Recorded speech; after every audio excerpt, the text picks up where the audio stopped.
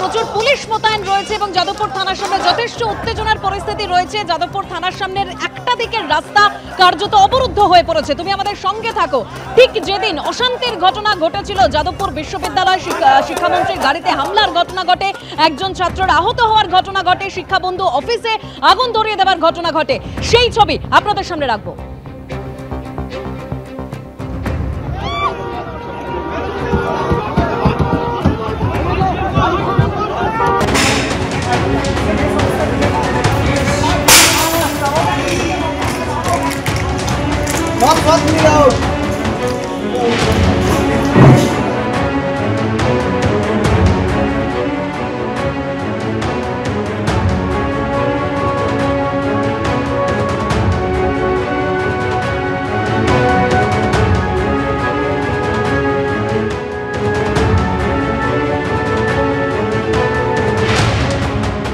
শিক্ষাবন্ধু সমিতির অফিসে আগুন লাগিয়ে দেওয়ার ঘটনায় সৌপ্তিক চন্দ্রকে এবার গ্রেপ্তার করা হলো, যার জন্য বিক্ষোভ দেখাচ্ছেন যাদবপুরের পড়ুয়ারা একেবারে যাদবপুর থানার সামনে। আর এই একই মামলায় আগেও দুজনকে গ্রেপ্তার করা হয়েছিল, সাহিল আলী এবং সৌম্যদীপ, যারা জামিনে মুক্ত।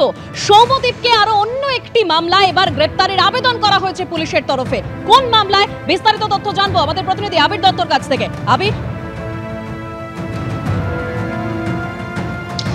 দেখো, সৌপ্তিক নামে আরো একজন ছাত্র যাকে দ্বিতীয় বর্ষে যাকে গ্রেপ্তার করা হয়েছিল, যে শিক্ষাবন্ধু সমিতির অফিসে অগ্নিসংযোগের ঘটনায় যে মামলা হয়েছিল, সেই মামলার পরিপ্রেক্ষিতে, যে মামলা কেস নাম্বার 42, এবং এই মামলা তদন্তেই কিন্তু এর আগে সৌম্যদীপ মাহাতো নামে একজনকে গ্রেপ্তার করা হয়েছিল, যিনি ফার্স্ট ইয়ারের ছাত্র যাদবপুর বিশ্ববিদ্যালয়ের। তার আজকে পিসি থেকে, অর্থাৎ পুলিশ হেফাজত থেকে, তার আজকে পুলিশ হেফাজতের মেয়াদ শেষ হচ্ছে, তাকে আলিপুর আদালতে পেশ করা হয়েছিল। আলিপুর আদালতে পেশ করার পর সওয়াল জবাবের শেষ হওয়ার পরে যেটা দেখা যায় যে আদালতের তরফ থেকে তাকে জামিনের নির্দেশ দেওয়া হয়, এবং জামিন পাওয়ার কিছুক্ষণের মধ্যেই দেখা যায় যে পুলিশের তরফ থেকে কেস নাম্বার 52, অর্থাৎ যাদবপুর বিশ্ববিদ্যালয়ের 3 নম্বর গেট দিয়ে ঢুকেই ডানাতে যে দেওয়ালে বিভিন্ন লেখা রয়েছে, সেখানে আজাদ কাশ্মীর কোট আনকোট সেই কথাও লেখা ছিল। সেই পরিপ্রেক্ষিতে যে স্বতঃপ্রণোদিত মামলা যাদবপুর থানায় রুজু করা হয়েছিল, সেই মামলার পরিপ্রেক্ষিতে এই সৌম্যদীপকে তাকে গ্রেপ্তার করতে চেয়ে আবেদন করা হলো পুলিশের তরফ থেকে।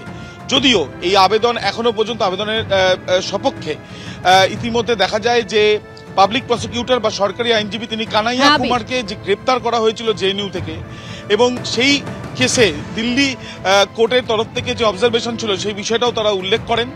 এবং এখনো পর্যন্ত যেটা দেখা যাচ্ছে যে অভিযুক্তের তরফের আইনজীবী তারাও কিন্তু জানান যে কোন গ্রাউন্ডে গ্রেপ্তার হবে, এবং তাদের তরফ থেকে জানানো হয় যে 24 তারিখে সৌম্যদীপের পরীক্ষাও রয়েছে। অর্থাৎ এক মামলায় জামিন, আজাদ কাশ্মীরের পোস্টার দেওয়ার সেই মামলায় গ্রেপ্তার করা হলো, গ্রেপ্তার করার আবেদন জানানো হয়েছে পুলিশের তরফ থেকে সৌম্যদীপকে। ধন্যবাদ আবির। আইনজীবী কি বলছেন শোনাবো।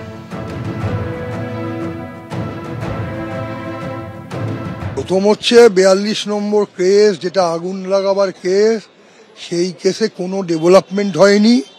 হ্যাঁ, সেই কেসে তাকে জামিন দিয়েছে, কিন্তু তাকে নতুনভাবে 52/2025 যাদবপুর থানার একটা কেস তৈরি করে নিয়ে আসা হয়েছে পুরনো একটা পোস্টারের ভিত্তিতে, যা টেকনো বিল্ডিংয়ের সামনে লাগানোই ছিল।